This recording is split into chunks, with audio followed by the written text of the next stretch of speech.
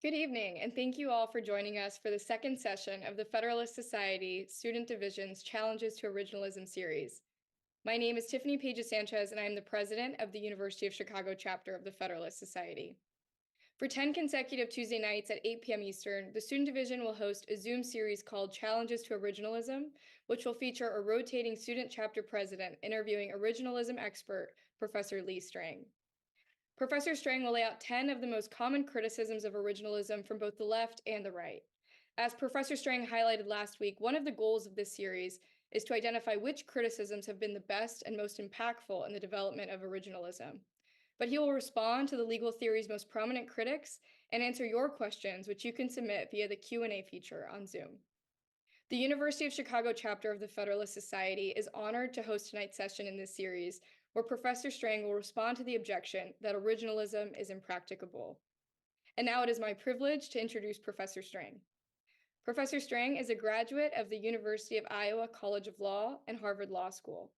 He is currently the John W. Stepler Professor of Law and Values at the University of Toledo and the founding director of the Institute of American Constitutional Thought and Leadership. Before joining the University of Toledo, Professor Strang was a visiting professor at Michigan State University College of Law, a visiting scholar at Georgetown Center for the Constitution, and a visiting fellow at the James Madison Program at Princeton University. Before pursuing academia, Professor Strang practiced law at Jenner and Block and clerked for Judge Alice M. Batchelder on the Sixth Circuit Court of Appeals. Professor Strang has published dozens of articles on constitutional law and interpretation and religion and the First Amendment. He published the first book-length natural law justification for originalism, and he is currently editing the third edition of his casebook, Federal Constitutional Law, and finishing a book on the history of Catholic legal education in the United States. So Professor Strang, it is great to be here with you tonight. Is there anything you'd like to say before we jump right into questions? Thank you, Tiffany, for hosting us today. And I think you said exactly right, that our goal here is to provide an opportunity for law students, for lawyers, and for average Americans who are interested in the topic to see what are some of the criticisms of originalism and then what are some of the responses that originalists have had to those criticisms. So thanks for hosting. Oh, thank you. And last week, for those of us who were able to join us, you know that Professor Strang responded to claims that originalism is impossible. And this week, you're here to address the related but maybe somewhat softer criticism that originalism is impracticable. What does it mean when critics argue that originalism is impracticable, and how does that differ from impossibility? Yeah, good question. So there's, in some situations, a fine line between the two criticisms. By impossible, what I took that criticism to mean was that even if you have the best people working the hardest, originalism still wouldn't work. But when it comes to the argument that originalism is impracticable, I think it comes out in two different versions. So one focuses on the people doing originalism, primarily judges, and it says that even if judges work really hard, even if they're smart, even if they have a situation where they're able to access the scholarship, they still wouldn't be able to do originalism right. That's one version this criticism comes in. And the second version is that originalism in our current legal system, if it were to operate as it says it wants to operate, would be impractical because of the destabilizing effects and other negative consequences it would have on our legal system. So it's taking this criticism takes as given that originalism is theoretically possible, but even as implemented as originalists say it should be implemented, it actually can't achieve its own goals. So who are the primary critics of originalism, and what were their main arguments to support the claim that originalism is impracticable? Yeah, so there were kind of two, as I said, two basic categories of arguments. One focusing on the people doing originalism, so primarily judges. Another argument focused on the way originalism would operate in our legal system. And so I think one of the main criticisms is the criticism that originalism is too difficult. And this comes in a lot of different flavors, but the basic insight probably isn't too hard for people to understand. When you think about the training that you're receiving, Tiffany, in the law school, or I received as a law student and lawyer years ago, you're learning how to do, case crunching. You're learning how to look at some of the statutory text, maybe some constitutional text, but you're learning the standard tools of lawyers. And the argument is that for originalism to be done well, judges also need to have the standard tools of the historical guild. And in fact, there's even a pejorative term that has arisen where the claim is that originalist judges are relying on, quote, law office history. And law office history is history not done by historians, done by lawyers under the pressures of litigation. And so you have judges who aren't trained to do history, who are under time constraints. So judges are deciding cases. They're not scholars spending, months, years, kind of thinking great thoughts and sifting through the historical record. And they're faced attorneys who use motivated reasoning, right? The point of an attorney is to win for his or her client. And so the attorney is using whatever evidence supports his or her client's perspective, and not necessarily kind of a dispassionate perspective on what the original meaning is. And then there's a way in which, so last week we talked about the move from original intent to original meaning, and critics have argued that that's actually compounded the difficulty that judges face. So original intent, at least theoretically, was focused on the intended meaning of it could be the framers or ratifiers, or framers and or ratifiers. And that's a lot, but it's actually kind of a limited amount of data, especially given the limited amount of historical record that we have. But original meaning, Tiffany, actually, in principle, is able to look at all of the uses of English at the time period. So it could be private letters, it could be minister sermons, it could be statute passed by Massachusetts. So the kind of the volume of the data becomes almost insurmountable for any human, much less a judge in litigation, to do. And then what critics will do is they'll take this idea of originalism being difficult, and then they'll couple it with another idea, which is that when you think about judges, they're humans, and we humans like to achieve the goals that we have. It could be a policy goal, it could be an ideological goal, it could be an economic goal.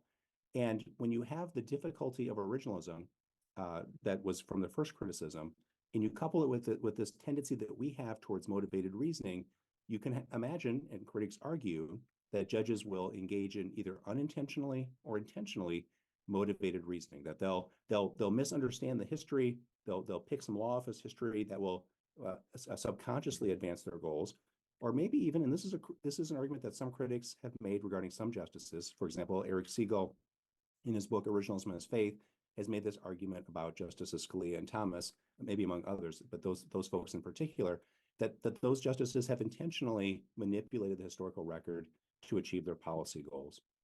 And then this is kind of coupled with a third related argument. So originalism, I described last time as moving from original intent to original meaning, but actually originalism is a pretty broad-based tent of a variety of related but not identical approaches to constitutional interpretation. So you have original intent originalists who continue to flourish. You have original meaning, which is the dominant view right now. You also have original methods originalism that's most commonly associated with John McGinnis and Mike Rappaport. You have original law originalism that's associated with one of your professors there at Chicago, William Baude, and then Stephen Sachs at Harvard.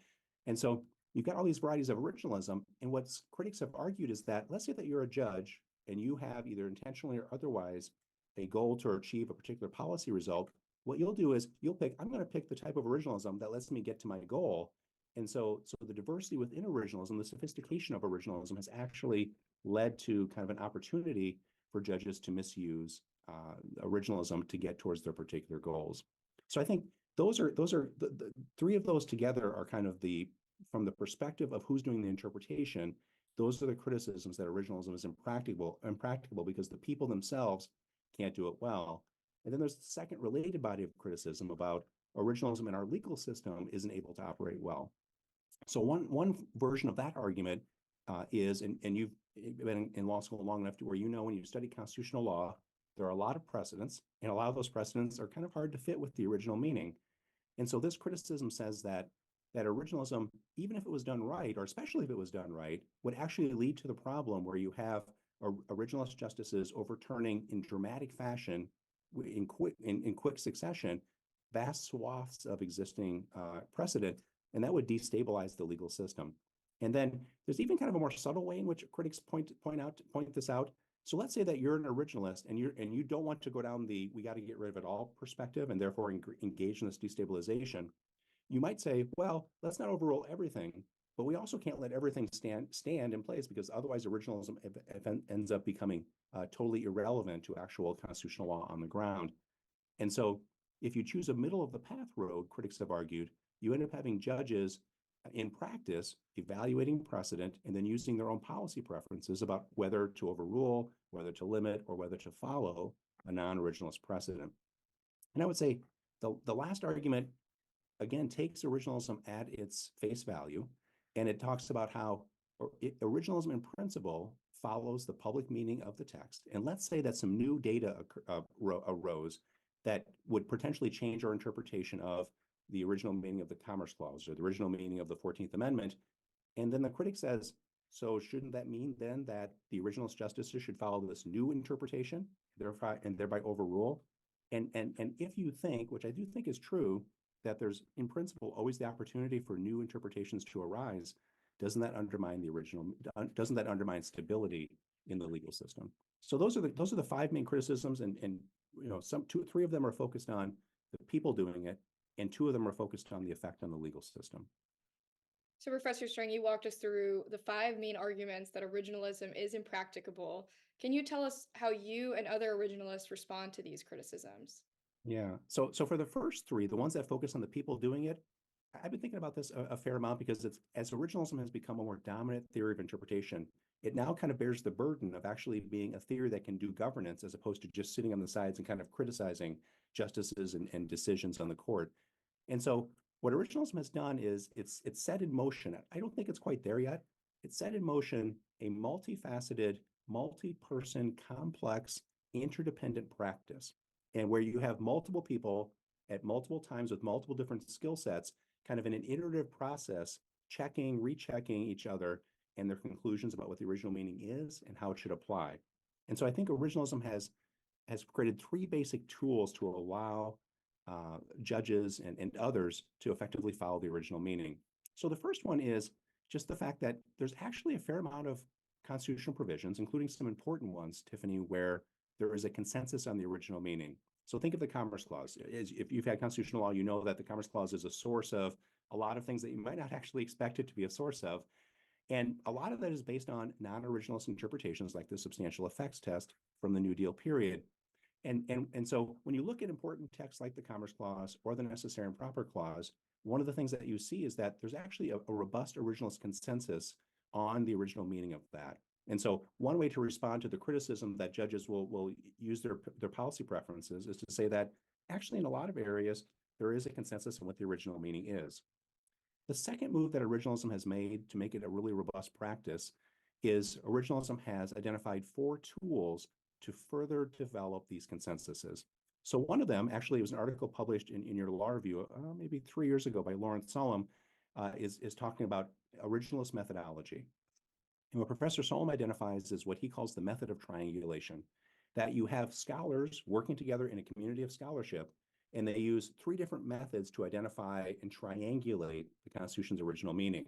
So one method is going to be the method of immersion. And this really is the standard that historians use. So a historian tries to place him or herself back in that context to understand the worldview, the facts on the ground, and to describe in a really holistic way the experience that the framers, ratifiers, and other people were having at that time period. And so the original scholar tries to put him or herself in that place as well. Second is the method of legislative history. This is what originalists have actually always done. They look at the development of words and phrases and texts in the Philadelphia Convention. They look at the debates in the Ratification Convention to try and draw inferences about the meaning of that text. The third is the newest one. It's the method of corpus linguistics. And the method of corpus linguistics tries to use computer-assisted research techniques, which has tremendous ability to accumulate bodies of data, and then to draw out, using the methods of corpus linguistics, which is its own discipline, conventional practices, conventional meanings of those different texts. And then when you look at what originalism is doing with this method of triangulation, scholars are using it. And what scholars do is scholars spend their time, this is one of the things that I do, is we spend our time using this method of triangulation, offering our interpretations of what the original meaning is. And so going back to that first criticism where judges aren't historians, the idea is that judges will be able to rely on this developed and developing scholarly consensus to identify relatively accurately what the original meaning is. And so what I've tried to describe, Tiffany, is that you've got this really robust practice with a lot of people involved, including scholars. So all the weight just isn't on judges' shoulders or clerks' shoulders. So young people like yourself go off and clerk for a year, don't have a lot of historical professional experience, and that's what the scholars are trying to do. There's one other point that I want to raise on this, and that is, so there's a lot of critics who say, and I think accurately, that there are lots of parts of the Constitution about which we don't have, let's say, 99% or 90% confidence in what the original meaning is. I just think that's the wrong standard. I actually don't think that's what the Constitution requires, and I don't think that's what we would want the Constitution to require. And instead, if you think about it, what is the question that judges are being asked in every case? So if there's a case about two competing original meanings, it could be District of Columbia versus Heller, McDowell versus Chicago, Bruen versus New York Rifle Association. And each of those cases, what the judges are being asked is not what is the one best interpretation of the Constitution, it's which of these two interpretations offered by the parties is more likely correct. And we call this the best available legal evidence standard. So whichever party gives you the best available legal evidence, the judge has to make a decision based on that. And that's actually, when you think about the burdens on judging, it's actually a pretty modest burden, at least relative to having come up with the one best legal interpretation. So what I've tried to describe in response to those first three criticisms, Tiffany, is this developing practice of a lot of people with a lot of perspectives trying to hone what the original meaning is. So on the other two criticisms, remember where originalism is destabilizing? I think the really key answer to that is that many originalists have moved in the direction of adopting stare decisis. So stare decisis is the idea that judges should give significant respect to past precedents. I, in my own scholarship, have developed this idea. I think it's probably the majority view now, where most originalist scholars think that stare decisis should be followed, at least in some circumstances. And if you adopt that position, then what that means is that, let's say that new evidence does come up, that doesn't mean that you immediately follow it. It means that you follow it if the stare decisis factors suggest that you should follow it. Or let's say that you have judges who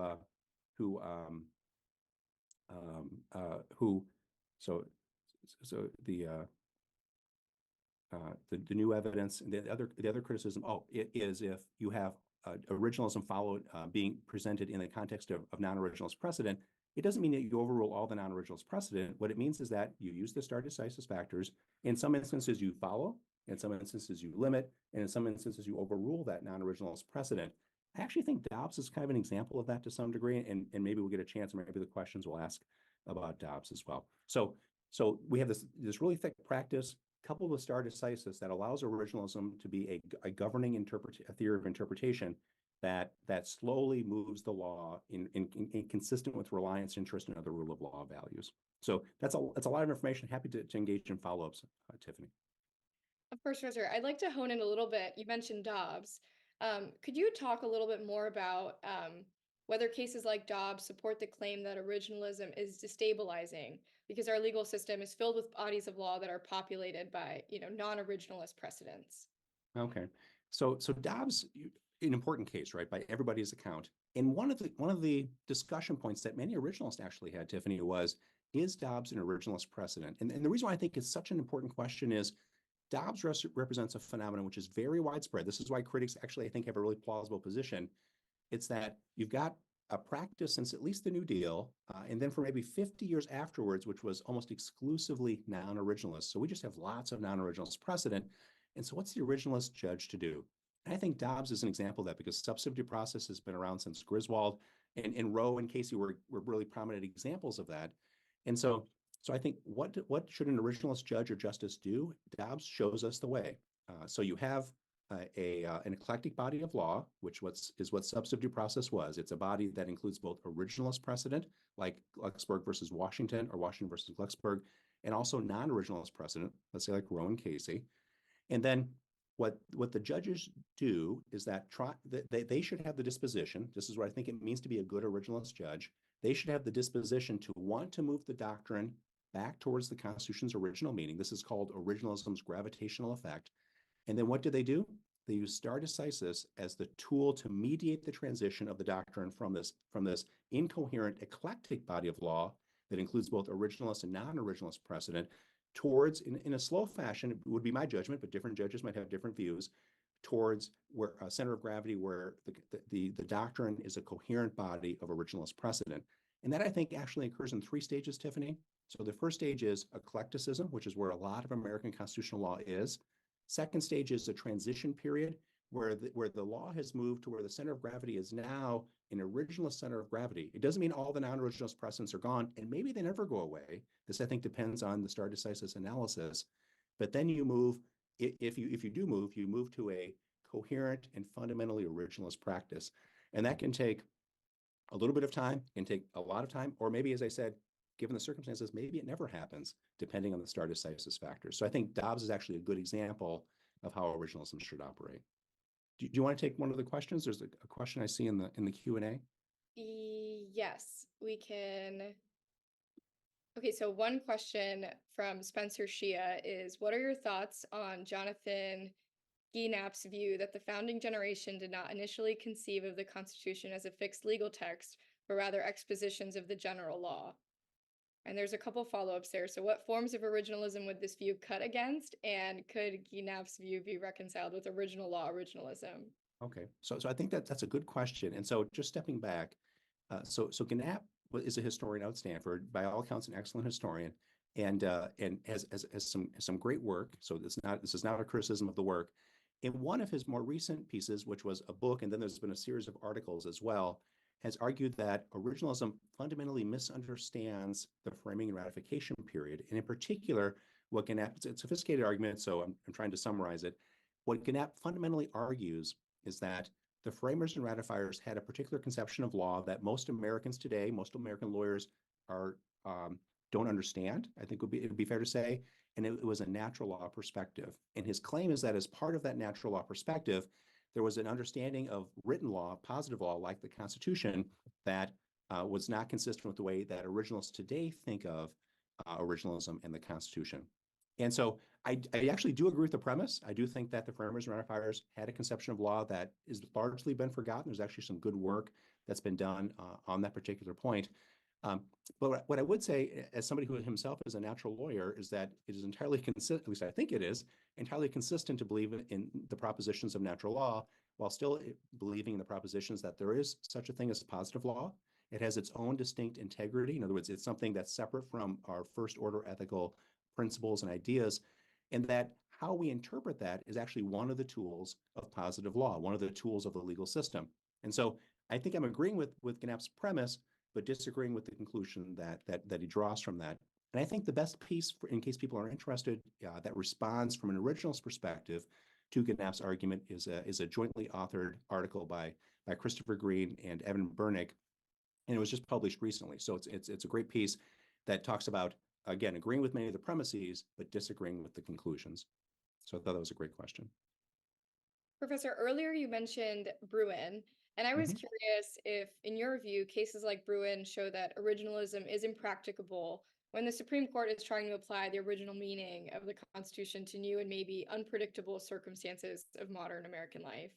Yeah. So one of the things that the literature is just filled with is scholars who argue that even if we can identify the original meaning, that translating that original meaning to the current world is an almost insurmountable task. And you can imagine lots of instances, many of which I think we would be sympathetic to. So, for example, one of the classes I teach is criminal procedure, and what counts as a search, right? And back in the old days, one would do a search primarily through a physical invasion and trespass. But we know now that, for example, in the Kylo case, that the government can obtain information today that would only be obtainable through a trespass through non-trespassory mechanisms. So this problem of translation is a real problem, a real challenge to originalism. And I think Bruen is kind of a really neat test case for originalism. So Bruen is on the tail end of a series of 3 cases. First was the Heller case in 2008. That was an originalist decision by Justice Scalia. articulating and applying the original meaning to say that it protects an individual right to keep and bear arms. Then came McDonald versus Chicago that applied that to the states. And between 2010, which is when McDonald was decided, and today, or I guess last year, when Bruen was decided, you had, by the Supreme Court's lights, lower courts trying to implement Heller and McDonald, but not doing a very good job. And the analysis that the lower courts were using was the standard multi-tiered system of scrutiny that you have learned in your constitutional law, which is a post-New Deal development in American constitutional law. And what I see Bruen doing is I see Bruen as attempting to identify a different way of implementing the original meaning. And so I think of Heller, McDonald, and Bruen as self-consciously originalist decisions and self-consciously trying to implement the original meaning in new circumstances, like we have different weapons today than they had in 1791. We have different living circumstances. So, for example, we have large urban areas, much larger and much more urban and densely populated than they had 200 years ago. So I think it's kind of a really neat question. And so is Bruen an originalist decision has been a point of deep debate among originalists since it was issued. And my current view, which I think is kind of where most scholars are at, is that Bruen is an originalist decision in one of two ways. One way would be that Bruen is using history and tradition, which was the test that it articulated to identify when states could regulate activities with guns. History and tradition is either a tool to identify the original meaning of the Second Amendment in 1791, or, and I don't have a firm view which one is the right one, or the original meaning of the Second Amendment in 1791 is underdetermined as it applies to some circumstances today. And what that means is the original meaning gives us some evidence, but actually doesn't help us decide how the outcome of a case should be. So, for example, in the Bruen case, the idea would be that the Second Amendment's original meaning by itself didn't give us enough information to evaluate New York's law. And so the history and tradition test is a mechanism, an implementing tool to help as a backup when the original meaning is underdetermined. And so I think that the Bruen test is actually going to be a good test case for originalism. Is it a tool that originalism can use to implement the original meaning of the Second Amendment, however one conceives of the history and tradition test? And I don't think, for what it's worth, that story is written yet. It's funny, I've had conversations with government attorneys who are implementing and responding to Bruen, and they definitely have a view that Bruen is determinate. In other words, it gives us a decision tree that is concrete and actionable. They don't like it, but they definitely have a view that it seems to be workable. So great question.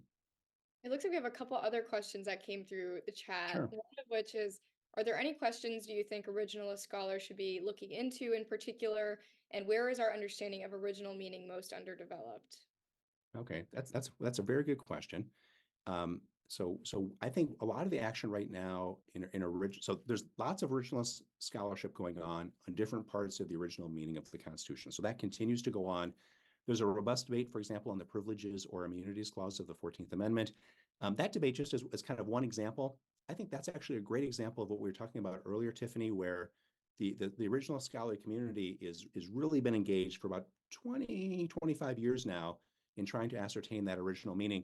And I think actually they come up with a significant amount of consensus. There's also a consensus on where the scholars disagree, which also is very valuable. So even though there's disagreement, there's value because people have articulated what those disagreements are. And I actually think there's not much disagreement about what they agree about. In other words, there's a lot of consensus in that area. Okay, so there's discussion in different parts of the original meaning. I think a lot of the work being done among originalists right now is, now that there is, at least in many instances, a working majority of justices in the court who want to follow the original meaning, then how do they do that in the context of eclectic bodies of law? How do they do that when they're applying the original meaning of the Second Amendment to new circumstances, right? So I think the kind of idea of how do you run the trains as an originalist is a really important area that originalists are looking into now. So I think would be what I would say is the kind of cutting edge.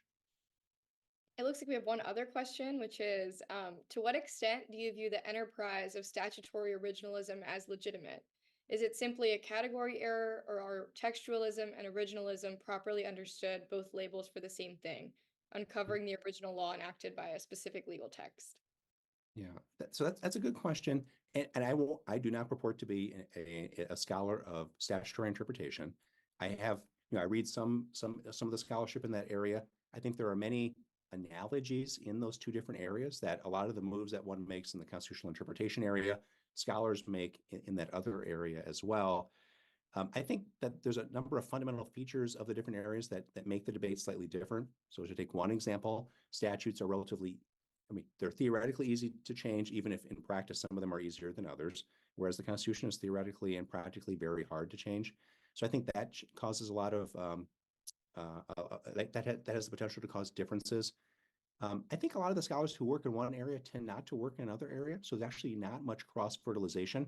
In response to the earlier question about what would be a cutting-edge area, I think an article identifying the differences and similarities between, let's say, originalist camp and whatever the analogy is in the statutory interpretation area, or a living constitutionalist camp and whatever the analogy is.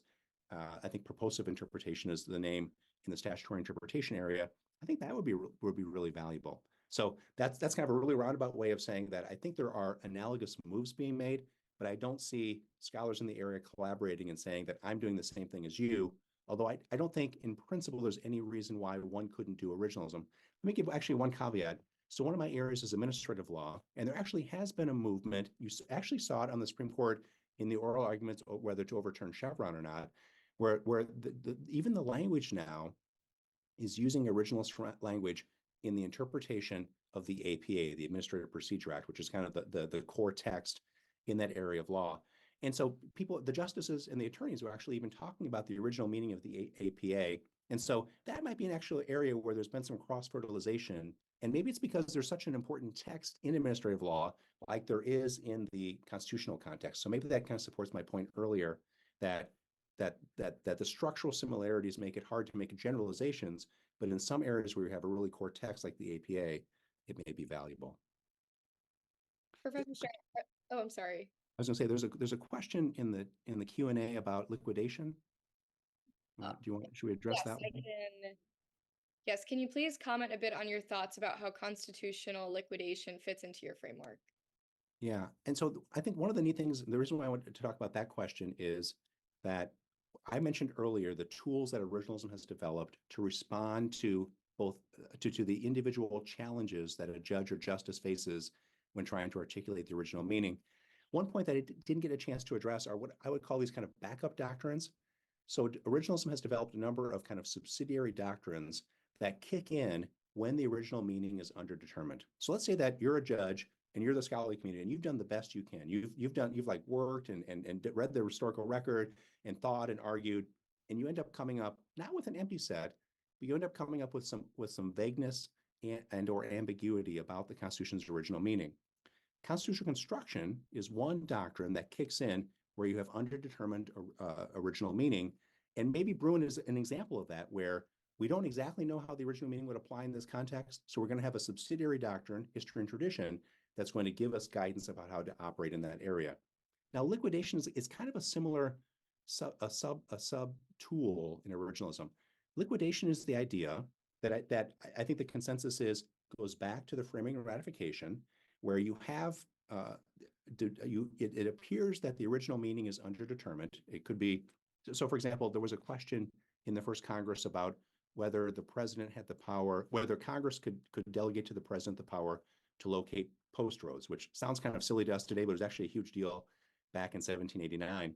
And there was a decision made by Congress that from the perspective of liquidation, took what was open textured and closed it. In other words, made a decision, and that liquidated meaning is now a binding component of the Constitution's meaning. So liquidation takes what's open textured, which is something that's underdetermined, and through a process of practice, it could be in Congress, the president, and or the Supreme Court, closes that meaning through that practice. And so liquidation actually has become an important tool in originalist interpretation. Professor Strang, are there any questions that haven't been asked that you would like to address before we wrapped up today? Yeah, I'm just looking through a couple of them. Scholars like, Spencer Shaya has a question about scholars like Jonathan Mitchell, John McGinnis, and Eric Siegel have questioned the originalist pedigree of strong form judicial review of statutes on constitutional grounds. Is it possible to reconcile putatively originalist judges' frequent use of judicial review, such as firearms regulation and the administrative state, with originalism? So So what Spencer's asking about, it's a really great question, is there has been a movement among some originalists, I would include Christopher Green in that list as well, where scholars have argued that the original meaning of, well, I'll step back. There's a debate about where it's located textually in the Constitution, but wherever it's located textually in the Constitution, there's an argument that when judges are reviewing the constitutionality of other branches' actions and interpretations, that there's kind of a clear error or clear statement. I think it's a clear error rule. That the court should only say that the other branches have acted illegally, unconstitutionally, when they have done so in a clear way. And clear means, I think, means that the judges have a high degree of confidence that the evidence showed that this other branch has acted inconsistently with the original meaning. And it's something that I have now, I initially did not accept that position. I've now gone back and I'm continuing to research that position because I think there's at least enough evidence there where scholars need to investigate it. I don't know if it's definitive yet, so I think there's still a debate going on in the original scholarly community. So it's a real issue, and I'm glad Spencer had brought it up. Okay, are there any other questions maybe that you'd like to address, or is that, I know we covered a wide array of topics today. Yeah, I'm just trying to look in the chat. Okay, There is so a question about a follow-up on Bruen, on your okay. thoughts on whether, okay, so from Spencer also, so the founding era militia statutes primarily concerned private ownership of military style muskets. Goldfarb's corpus linguistic analysis found that the term bear arms was predominantly used in the military context. Does the Second Amendment, from an originalist perspective, protect military style weapons, like fully automatic weapons, more than weapons for civilian self-defense, like handguns? Okay, so very sophisticated question, a lot going on in that question. So one thing that's really interesting about that question is it references a brief by Neil Goldfarb. Neil Goldfarb is an attorney and scholar who has written a lot about the use of corpus linguistics and originalism. And he's submitted a number of briefs. And what the briefs do is they go back and look at these massive bodies of documents contemporary with whatever the relevant clause was adopted and try to identify, using the tools of corpus linguistics, the public meaning of that text at that time, or maybe more precisely, the conventional meaning of that text at that time. And so one of the conclusions that Mr. Goldfarb had come up with was that to bear arms had a military connotation, and therefore seems to suggest that individual civilian usage to keep and bear arms is unlikely.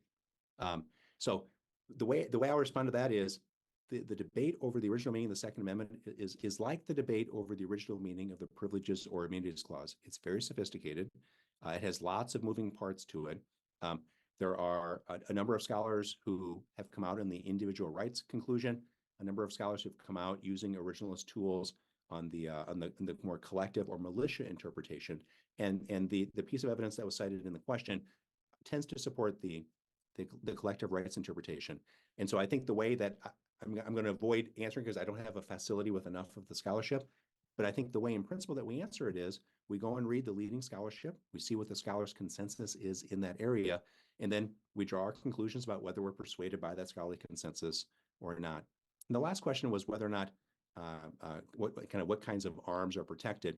And my understanding is that again, this is a question about the original meaning of the Second Amendment, and my understanding is that the kind of arms that are included have the necessary characteristic of being able to be borne. In other words, one has to be able to carry them, and then there's, I think, debate about the specifications beyond that. I'm not aware of original scholars arguing that other kind of non-personal weapons like bazookas and other kind of more dramatic things are protected.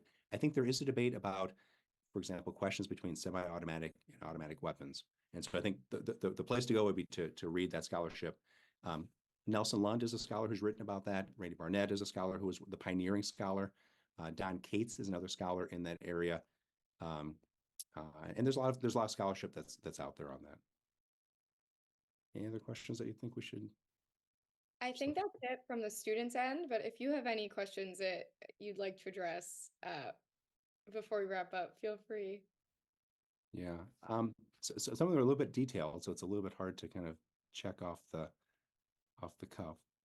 I think we covered all this, the forum questions. Yeah. Okay. So I think that we've covered So what are the criticisms? The criticisms are that the people who are doing originalism can't do it well, or originalism in our legal system doesn't work very well. And the originalist response is that there's this iterative, broad-based, multi-perspectival community of scholars and judges and lawyers who are working together. So I think actually Mr. Goldfarb's brief is a great example of this, working together to present to courts reasoned views, although some of the views do vary about what the original meaning is. And then the judges in their judicial scope, following stare decisis, try to follow it as best they can. Now, not always perfect. And I think actually, well, I guess one last point I would make, Tiffany, is that one of the criticisms I see in the literature assumes kind of like Ronald Dworkin was a scholar in the 1970s who created this fictional character called Hercules, and kind of assume a Hercules kind of standard. And just the human judges that we've all probably met are great people, smart people, hardworking people, people working in good faith, but are not Hercules. And so I think we need to have modest expectations about what we should expect of them. And so for the most part, it does seem like, at least the experience that I've seen both in written opinions and in personal conversations, judges are trying in good faith to do their best, and they do sometimes make mistakes. So I think originalism is working towards being as robust as possible, but it is a form of human practice. Well, thank you so much, Professor Strang, and thank you all so much for coming. We invite you all to please tune in for next week's Challenges to Originalism session, where Professor Strang will respond to the claim that originalism is inconsistent with stare decisis and other important aspects of our constitutional practice. So thank you all so much again, and I hope you all have a good night. Thank you, Tiffany.